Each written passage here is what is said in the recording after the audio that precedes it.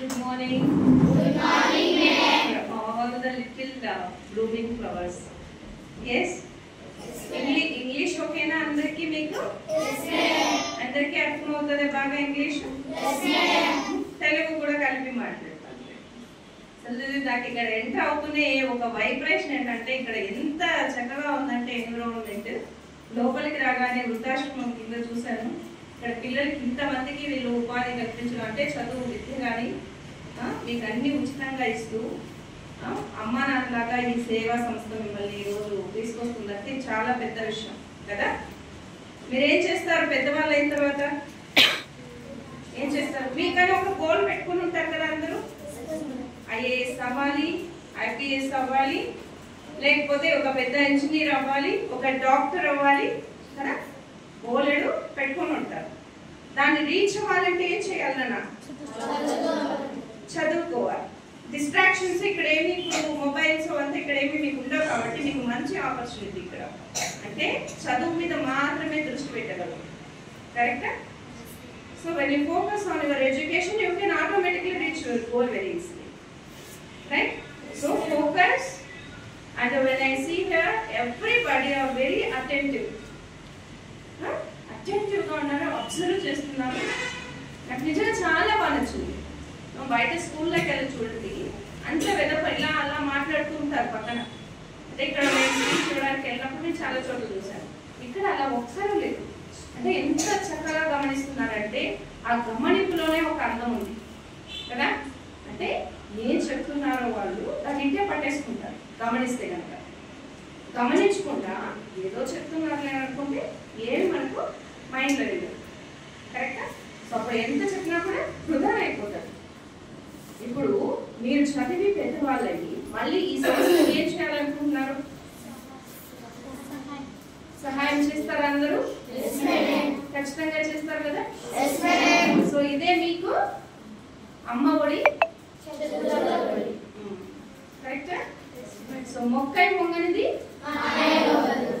మానే మొగ్గదు. సో మీరు ఇక్కడ మొక్కగా మొంగిపోయారు అందరూ ఆల్రెడీ కదా. ఎందుకంటే మీకు దీని విలువ తెలుసు. విలువ తెలిసిన వాళ్ళకి మళ్ళీ మనం చెప్పాల్సిన అవసరం లేదు. విలువ తెలిసిన వాళ్ళు ఆటోమేటిక్గా పెద్దవాళ్ళు అయిన తర్వాత వాళ్ళు ఏం చేయాలి, వాళ్ళ కర్తవ్యం ఏంటి, వాళ్ళ ఒక స్టేజ్కి వెళ్ళిన తర్వాత ఎవరైతే వాళ్ళని ఆదుకున్నారో వాళ్ళకి చేయాల్సిన బాధ్యతలన్నీ మీరు చేయగలరు. కరెక్టా? సో అవి మర్చిపోకూడదు. ఎంత ఎత్తుగా ఎదిగినా ఒదిగే ఉండాలి. గర్వం అనేది ఎప్పుడూ కూడా మన వైపు రాకూడదు. నేను ఎక్కడ తెలుసా, మారుమూల గ్రామం నేను పుట్టింది. మీరందరూ ఇలాగా వచ్చి ఇక్కడ చేరారు.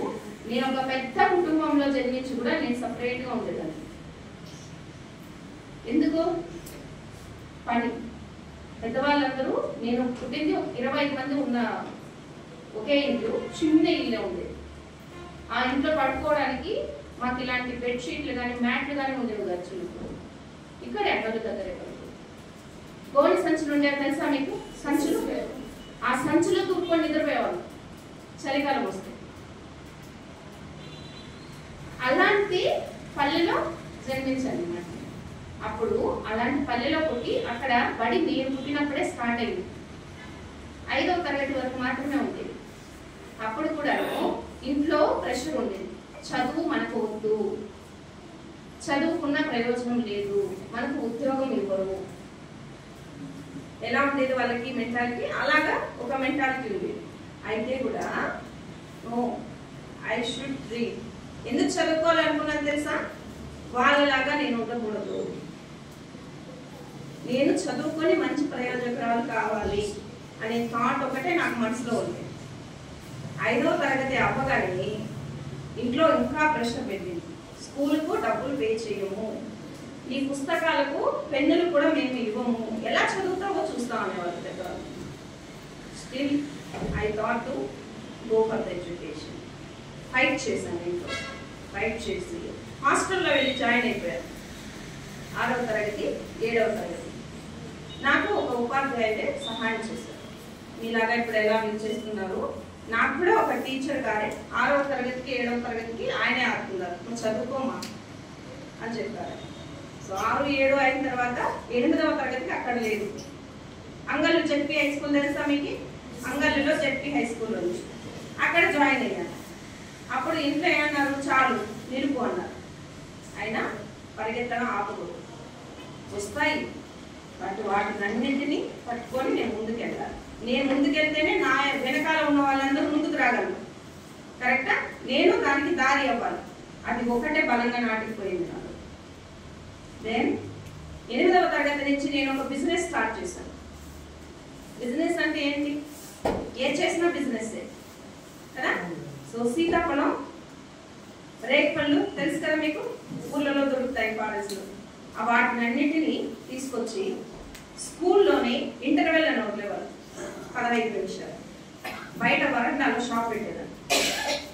అక్కడ ఉన్న పిల్లలే కొనుక్కునేవాళ్ళు. కొనుక్కొని ఆ డబ్బులతో నేను ఏం చేసేదాన్ని, నాకు కావాల్సిన పేపర్, నాకు కావాల్సిన పెన్ అన్ని నేనే కొనుక్కునేదాన్ని. అంటే ఇంట్లో నుంచి ₹1 కూడా ఎదురు చూడలేదు. నాకు ఓన్లీ చదువు ఒక్కటే కావాలి. కానీ పనిష్మెంట్ ఏంటో తెలుసా నాకు? నువ్వు స్కూల్కి వెళ్ళి 60 ఆవులు ఉండేవి మాకు, 120 గొర్రెలు ఉండేవి. ఓకే, దాని కింద ఉన్న పిసుకులు పేడ అంతా క్లీన్ చేసి, ఇంట్లో ఉన్న పాత్రలన్నీ క్లీన్ చేసిన తర్వాతనే నువ్వు వెళ్ళు స్కూల్కు. ఓకే, అప్పుడు కూడా morning 4 o'clock I used to get up, start doing all the work. Every day I go late to the school. Every day headmaster కూడా చేయించేవారు. సో ఓకే, పర్లే, హోంవర్క్ చేసేదాన్ని కాదు, ఇంట్లో పని ఉంది. ఆ పనిష్మెంట్ ఇచ్చేవాళ్ళు కదా, ఆ టైంలో నేను హోంవర్క్ కంప్లీట్ చేసేదాన్ని. హోంవర్క్ కంప్లీట్ చేసిన తర్వాత నేను I go to the classroom. So దాని తర్వాత ఇంటికి ఈవినింగ్ వెళ్ళిన తర్వాత మళ్ళీ పనులు స్టార్ట్ అయ్యాయి. ఓకేనా? ఇలాంటి వాతావరణం నుంచి ఇవాళ సో ఎంత కసి ఉంటే ఎదగాలి అనే కసి ఉండాలి. మనం కసి ఉంటేనే పైకి రావాలి. కరెక్టా? సో ఆ కసితో ఉండాలి, పరిగెత్తాలి, తప్పదు. అయితే అన్నింటినీ చేర్చుకొని నేను చదువుకొని అలాగా అవన్నీ అమ్ముకొని ఏదో నాకు చెప్పులు అంటే ఏంటంటే తెలిసేది కాదు. అంటే 12వ తరగతిలో మొట్టమొదటిసారిగా నా కళ్ళకు నేను ఖర్చు పెట్టుకొని నేనే చెప్పులు కొనుక్కున్నాను. స్వయం కృషి అంటే స్వయంగానే కష్టపడాలి, దాంతో మనం ఎదగాలి. ఇది ఒక్కటే ఉండేది మైండ్. సో అలాగా నా కసితో నేను ఇవాళ చెన్నైలో 20 సంవత్సరాలు అయింది అక్కడికి వెళ్ళిపోయి నేను అక్కడ సెటిల్ అయ్యి ఒక సైకాలజిస్ట్గా ఉంటూ ఆన్లైన్ కన్సల్టేషన్స్ తీసుకుంటూ SRM యూనివర్సిటీలో స్టూడెంట్ కౌన్సిలర్గా నాకు ఒక 11,000 మంది స్టూడెంట్స్ ఉన్నారు. అక్కడ 11,000 మంది స్టూడెంట్స్కి నేను ఒకదానే స్టూడెంట్ కౌన్సిలర్. వాళ్ళందరికీ ఏ ప్రాబ్లం వచ్చినా సైకాలజిస్ట్ ఎందుకు అవసరం అంటే ప్రతి ఒక్కరికి ఏదో ఒక లోస్ అండ్ అప్స్ ఉంటాయి కదా, ఏదో ఒక బాధలు వస్తాయి కదా. అప్పుడు ఎవరైనా ఒకరు ఉండాలి వెన్ను తగ్గడానికి. ఓకే నువ్వు చేయగలవు, డూ ఇట్ అని చెప్పి ఒక ధైర్యం చెప్పడానికి ఉండాలి. ఏదైనా తప్పుడు దారిలో వెళ్తుంటే this is wrong path, you have to choose right. So అలాగ వాళ్ళని మళ్ళీ మంచి దారిలో పంపించాలి. ఇది నేను చేస్తున్న పని. అంటే ఇది ఎలా ఉండాలంటే ఇది ప్యాషన్గా నేను తీసుకున్నాను ఈ వృత్తి అని. నాకెవరు వెన్ను తగ్గడానికి లేదు కదా. చిన్నప్పుడు ఎవరైనా ఉన్నారా నాకు? లేరు కదా. సపోజ్ మీ లేదు కదా, ఎవ్వరు లేదు కదా. మీరు ఎలాగా ఉన్నారో అలాగే నేను ఇలాగా మీకు ఇప్పుడు వీళ్ళంతా మోటివేట్ చేస్తున్నారు కదా, అలాగే నా ఉపాధ్యాయులు నన్ను మోటివేట్ చేయడం వల్ల నేను పైకి వచ్చాను. ఇప్పటికి కూడా గురు పౌర్ణమి వస్తుంది. గురు పౌర్ణమి రోజు నా గురువులు ఎవరైతే నాకు సహాయం చేస్తారో వాళ్ళకి మెసేజ్ పెడతారు. ఏమని తెలుసా? గురు బ్రహ్మ గురు విష్ణు గురుదేవో మహేశ్వర గురు సాక్షాత్ పరబ్రహ్మ తస్మై శ్రీ గురవే నమః. ఈ శ్లోకం వాళ్ళకి పంపించి బ్లెస్సింగ్స్ తీసుకుంటారు. ఈ గురువులందరూ ఉండడం వల్లనే నేను ఇవాళ ఈ స్థాయికి ఉన్నాను. నా అపాయింట్మెంట్ కోసం ఎందరో వెయిట్ చేస్తుంటారు. వాళ్ళు అపాయింట్మెంట్ దొరకచ్చారు, ఎందుకంటే అంత బిజీ షెడ్యూల్ ఉన్నాను. ఎక్కడెక్కడికో స్కూల్కి వెళ్తుంటాను, కాలేజెస్ వెళ్తుంటాను. మళ్ళీ నా regular duty as student counsellor అది బాధ్యతగా తీసుకొని చేయాలి. ఫ్యామిలీని బ్యాలెన్స్ చేయాలి, అన్నీ ఉంటాయి కదా. అన్నింటినీ చేసుకుంటే ఇవాళ ఈ స్థాయికి వచ్చాను. కాబట్టి మీరందరూ కూడా నాకంటే మరింత గొప్ప స్థాయికి రావాలని కోరుకుంటున్నాను.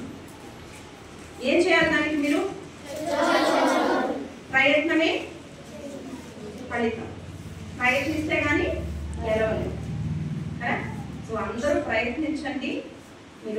చక్కగా చదువులో రాణించి ఈ సంస్థని మరింత మంచి స్థాయికి తీసుకెళ్ళి మరింత మందికి ఇది దారి చూపాలని కోరుకుంటున్నాను.